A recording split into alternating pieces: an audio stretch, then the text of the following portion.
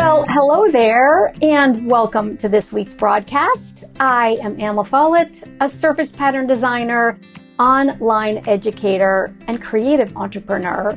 And this is another quick tips video about how to prepare for a holiday craft fair, or really a craft fair at any time of the year. This quick tips video builds on the prior ones that you can go back and watch if you missed them, that talk about how to pick a craft fair, how to decide what you're going to sell in terms of products at a craft fair, and how to get your designs ready.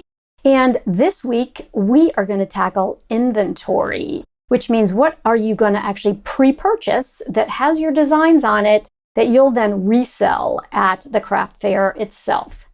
So my quick tips around managing inventory are: tip number one is to ensure that you do not overbuy. Especially if this is your first craft fair or the first one you've done in a while, you don't want to over purchase inventory that you're going to resell because you don't want to have a lot of leftover inventory after the fair is over. So that is tip number one. Tip number two is it's really important when you went through the step last week to decide what products you are going to select, that you're thinking about a mix of high margin items and low margin items, so that when you get your sales, you'll make more money off of certain products and less off of others. And so here are some pro tips for you. Anything that you can make yourself, so for example, greeting cards that you can both create yourself and print out on your home printer, have a much higher margin than things that you have to have someone else produce for you.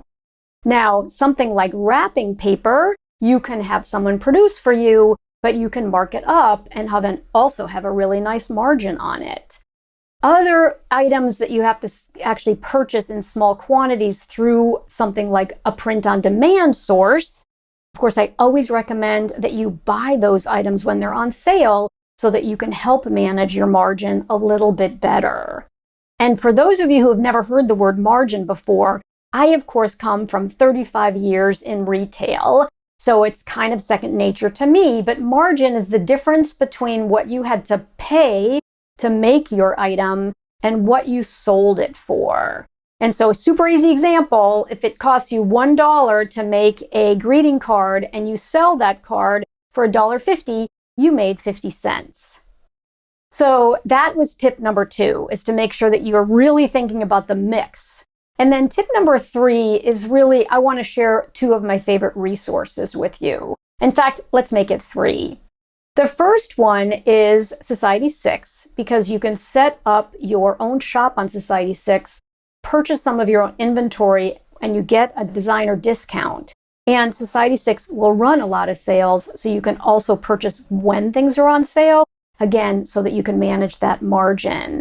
And the brilliant thing about print-on-demand shops is that you can just buy 4 of an item or 6 of an item. You don't have to order 50 or 100. And that's what we're trying to manage with our inventory, is we just want small quantities that you have pretty high confidence you're going to be able to sell, so you don't have a basement full of inventory afterwards. So that is resource number one. Resource number two is stationaryhq.com. And I'll make sure that, of course, there are links to these below the video.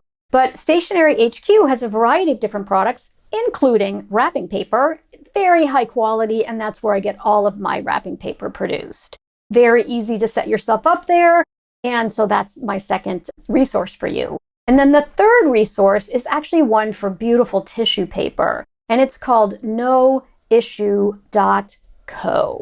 So that's my third tip, is explore those 3 resources as you start to figure out how you're going to purchase your inventory. And don't forget to ensure that you're really thinking through which ones will you be able to make more money from versus less, so that you have a really, really good mix. All right, with that, I'll let you go. And your homework assignment, should you choose to accept it, is to start to plan out what level of inventory you want to purchase. And next week, we're going to talk about planning out your sales. I'll see you then, and I always like to say in closing that I am Anne La Follette, and it's never too late to create. Bye for now, and I'll see you next week.